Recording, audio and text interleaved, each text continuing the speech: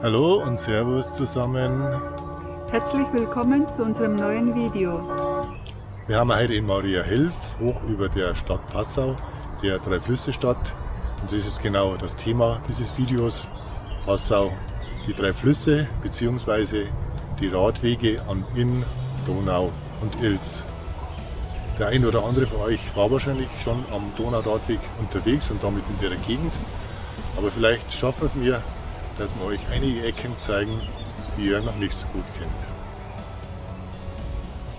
Und die kurze Tour durch die historische Altstadt von Passau zeigt euch schon einmal die wichtigsten Sehenswürdigkeiten. Von uns wird sie auch gerne das bayerische Venedig, die nördlichste Stadt Italiens, genannt. Wir hoffen, dass euch das Video Spaß macht. Danke jetzt schon im Voraus für euer Interesse. Bis demnächst mal wieder. Servus und alles Gute. Servus!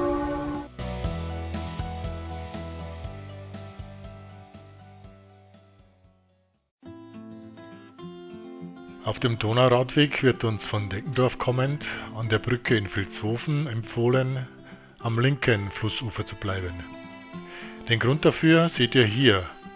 Nein, kein gefährlicher Löwe, sondern die lebensgefährlich enge Löwenwand zwischen Sandbach und Passau ist das Problem. Wir zeigen euch Alternativen, aber zuerst in aller Kürze den Weg in die Dreiflüsse-Stadt, den die meisten wählen. Vorbei am Flugplatz Vilshofen geht es zur Uferpromenade von Wiendorf mit Blick auf die längste Donauinsel zwischen Ulm und Wien.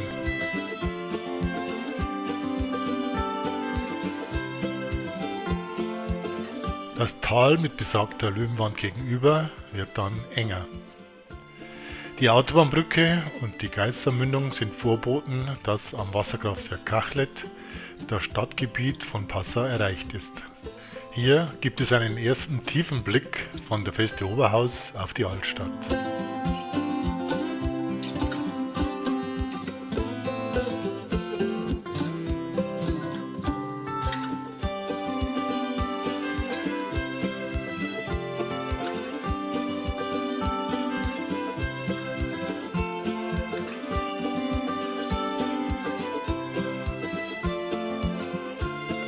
Jetzt aber zurück nach Vilshofen und zwei ungefährlichen Varianten auf der rechten Donauseite. Über Stadtplatz und Vilsbrücke führt uns eine verkehrsarme Straße nach Sambach. Her alarm goes off and she gets up to watch the morning news.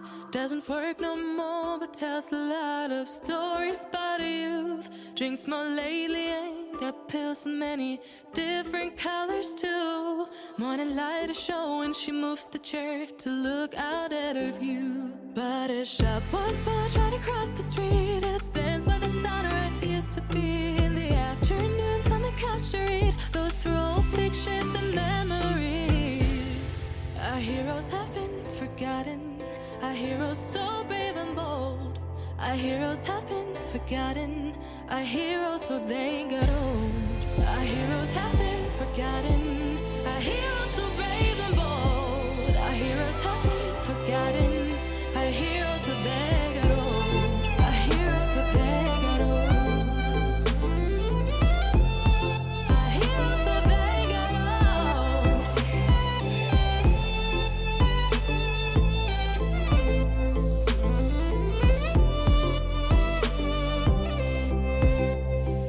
Smiles they fade because her daughter only visits once a month. Since she got a family of her. Das wäre also Alternative 1, mit der Fähre in Sambach wieder zurück ans linke Ufer. Oder wie auf der Google Maps Karte zu sehen, die Umfahrung der Löwenwand über den Neuburger Wald. Wir steuern für euch zuerst den idyllisch gelegenen Wallfahrtsort Heiligenbronn an. On the couch to read, goes through old pictures and memories. Our heroes have been forgotten, our heroes so brave and bold. Our heroes have been forgotten, our heroes so they got old. Our heroes have been forgotten, our heroes so brave and bold. Our heroes have been forgotten, our heroes so they got old.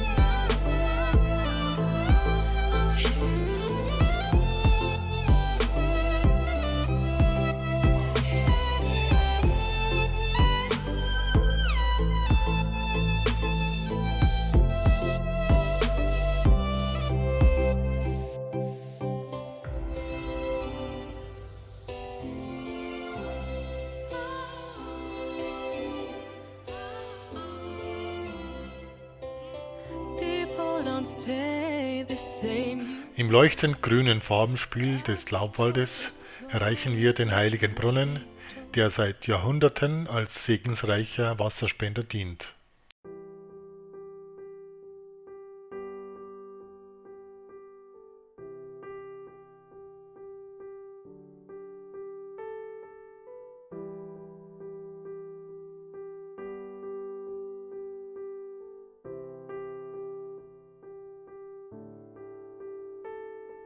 Über einen perfekt zu befahrenen Forstweg und mit einem überraschenden Fernblick Richtung Bayerwald kommen wir wieder zurück ins Donautal. Nach 24 Kilometer und 200 Höhenmeter erreichen wir das Kachlet-Kraftwerk und den Donauradweg wieder, der nur 2 Kilometer kürzer ist, aber fast ohne Anstiege auskommt. In der Altstadt von Passau angekommen, rollen wir nochmal entspannt durch die Gassen.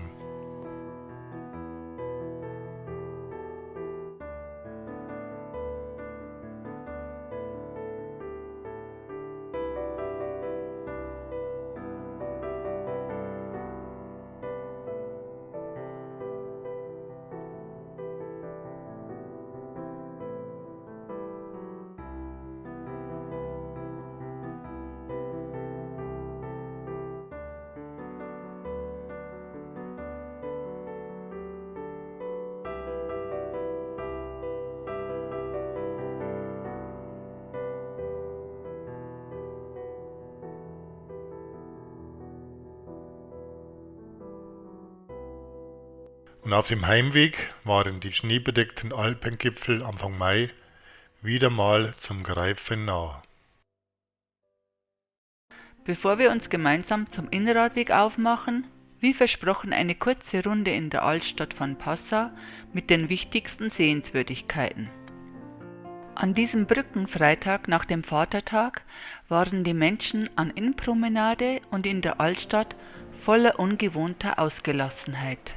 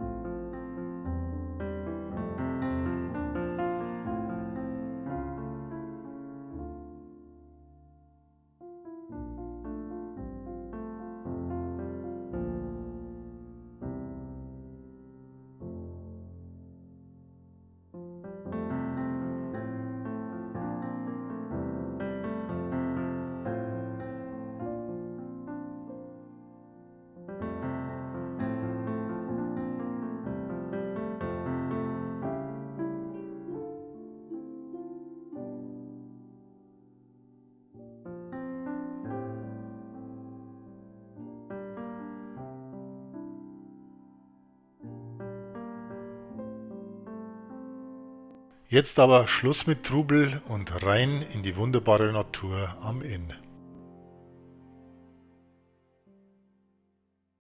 Wir wollen mit euch die letzten 35 Kilometer des Inn an beiden Ufern erkunden. Dabei fahren wir flussaufwärts, konsequent auf der deutschen Seite und zurück nur österreichisch.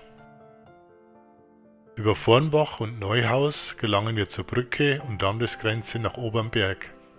Zurück steuern wir Reichersberg, Suben, Schärding und Wernstein an.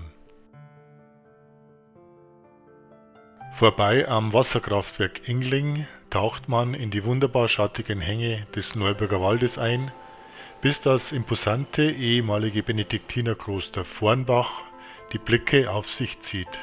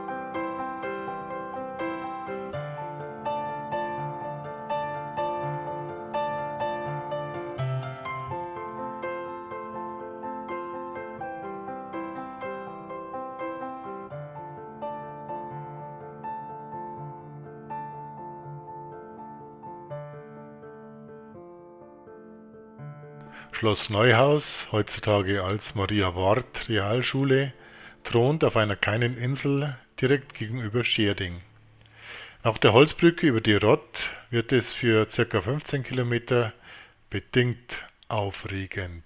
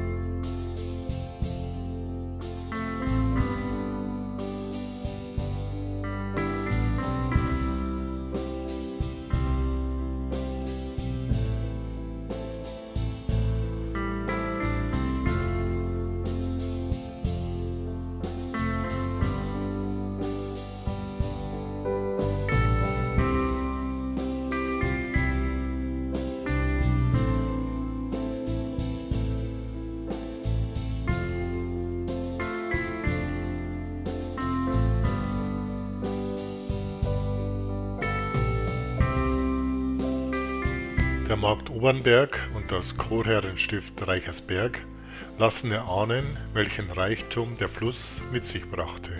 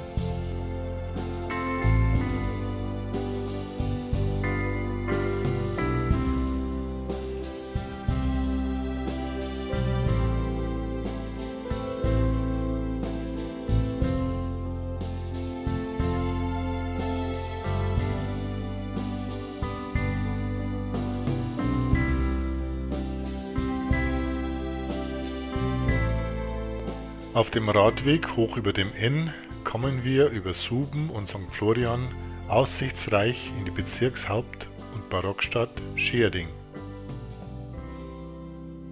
Ständig nah am Wasser und mit herrlichen Ausblicken ist der Marienstieg in Wernstein schnell erreicht.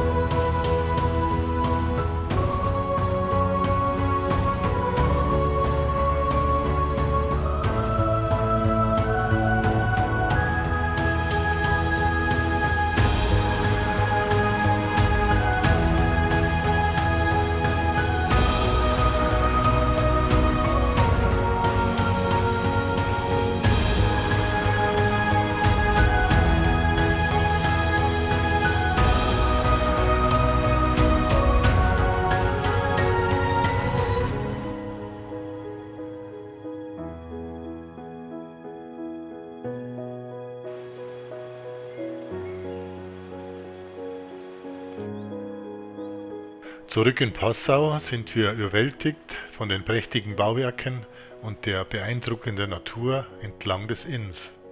Aber Start und Ziel unseres gemeinsamen Tages kann da ohne Frage mithalten.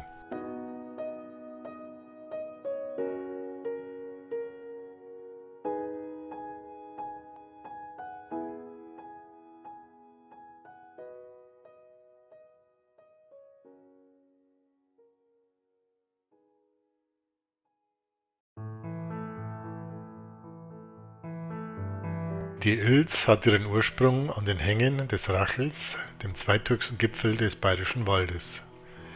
Wir wollen mit euch die letzten ca. 30 Kilometer von der Mündung bei der Burg Niederhaus bis zur Diesensteiner Leite erkunden. An der Ilz gibt es eigentlich nur wenige Passagen, die man als klassische Radwege bezeichnen kann. Meist gilt es, die traumhaften Pfade rücksichtsvoll mit Wanderern zu teilen, und manchmal stößt man, zumindest mit unseren bedingt geländegängigen Rädern, an natürliche Grenzen.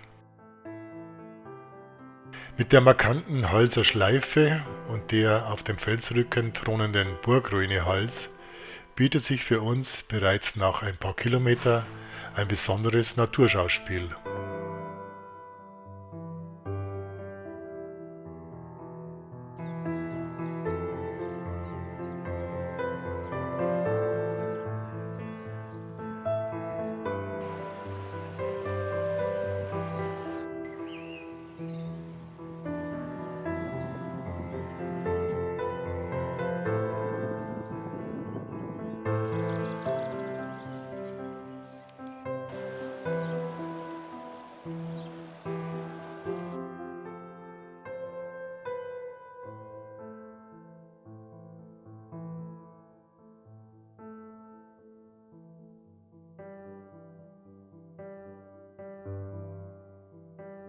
Nur 2 Kilometer hinter Hals erreichen wir, nein, nicht Kanada, sondern die Driftsperre, ein imposantes Überbleibsel der Holzflößerei.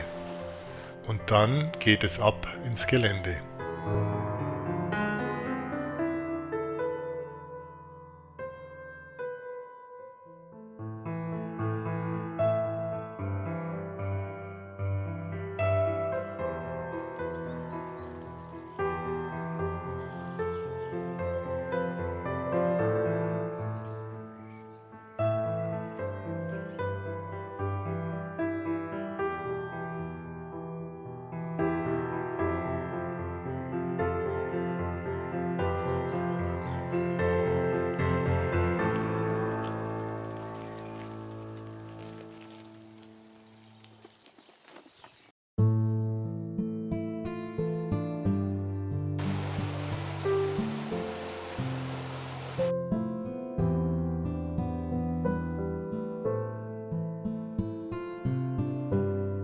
Ab dem Stausee des Wasserkraftwerkes Oberelsmühle wird es für uns fahrertechnisch schwierig. Und bei der Mausmühle entscheiden wir uns gegen 4 Kilometer Schieben und für die Umfahrung bis Fischhaus.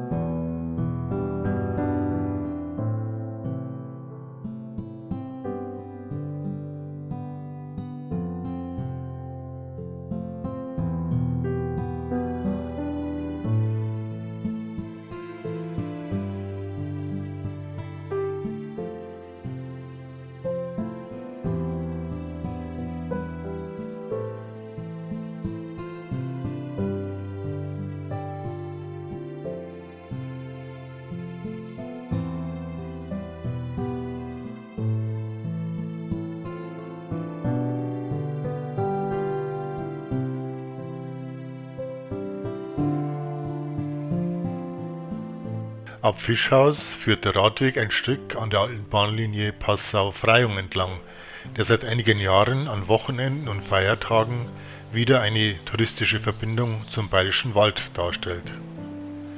Und dann ist da noch die Bezeichnung Ilz, die schwarze Perle, wegen der schwarzbraunen Farbe dieser oft wilden Naturschönheit. Aber es gibt tatsächlich auch noch und durch menschliche Unterstützung wieder vermehrt Flussperlmuscheln, die natürlich streng geschützt sind.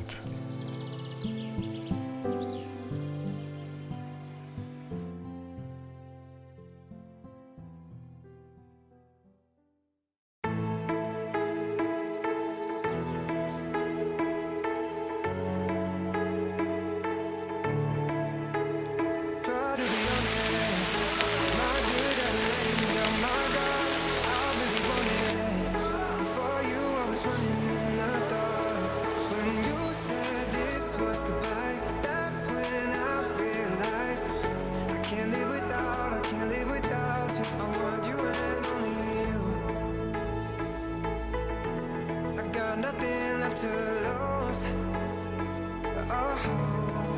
So I'll keep waiting for you. It's the only thing that I can do to keep my composure. Oh, I need you closer. I want you and only you. Yeah, yeah, yeah, yeah. Yeah, yeah, yeah, yeah.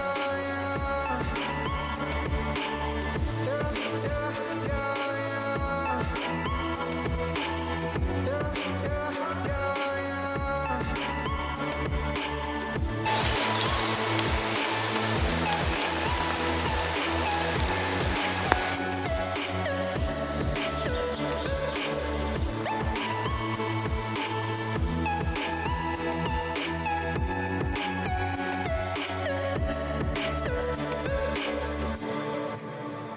Try to be honest, I'm not good at letting down my guard. I really want it. For you, I was running in the dark. When you said this was goodbye, that's when I realized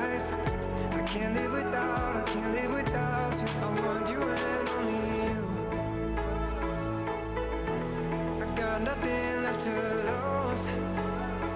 Oh, so I'll keep waiting for you. Als fahrertechnischer Einstieg in das Naturerlebnis Ilz eignet sich der Abschnitt zwischen Schattenbaummühle und Schneidermühle besonders. Flach, schattig und immer direkt am Fluss tauchen im wahrsten Wortsinn laufend neue optische Highlights auf. Und die Bezeichnung Deutschlands letzter Wildfluss wird immer eindrücklicher, je näher man der Diesensteiner Leite kommt. Übrigens auch auf den beiden Fernwanderwegen Pandurensteig und Goldsteig.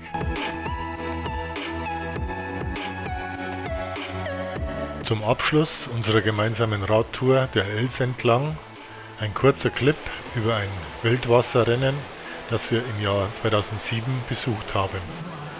Nostalgische Gefühle zum Abschied von der schwarzen Perle. Grüßt euch. Hallo, Servus aus Kalteneck an der Ilz. Das ist am Ende vom Donau-Ilz-Radweg und den wollen wir mit euch als Zugabe jetzt in Angriff nehmen. Ich hoffe, dass euch der wildromantische Weg genauso gut gefällt wie uns. Dann bis demnächst mal wieder. Alles Gute und Servus. Führt euch!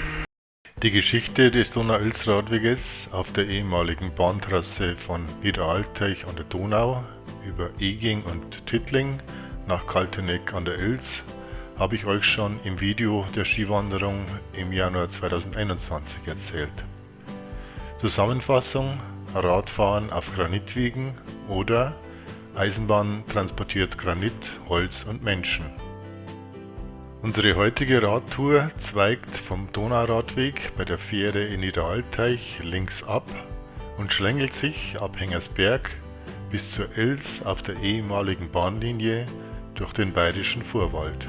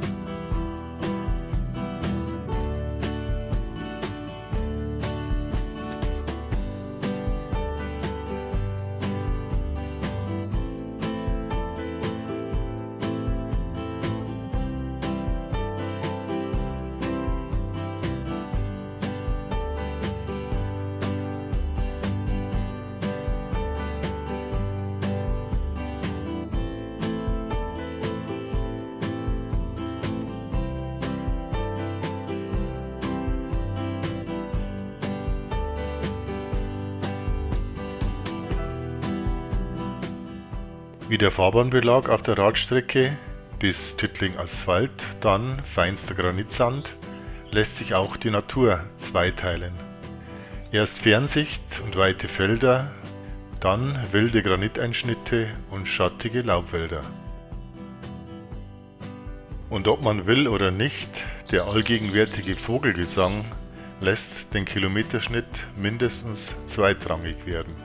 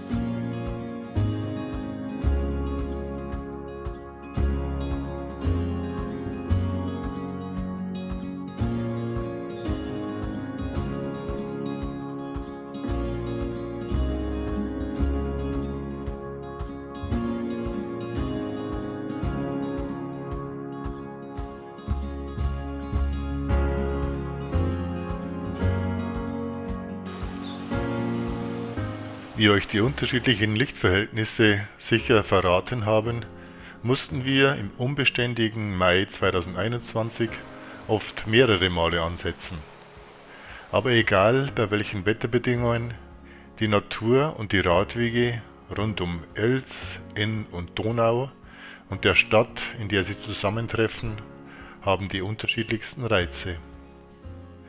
Wir hoffen, wir konnten euch die Gegend ein bisschen näher bringen, nicht nur als Radfahrer. Servus und alles Gute.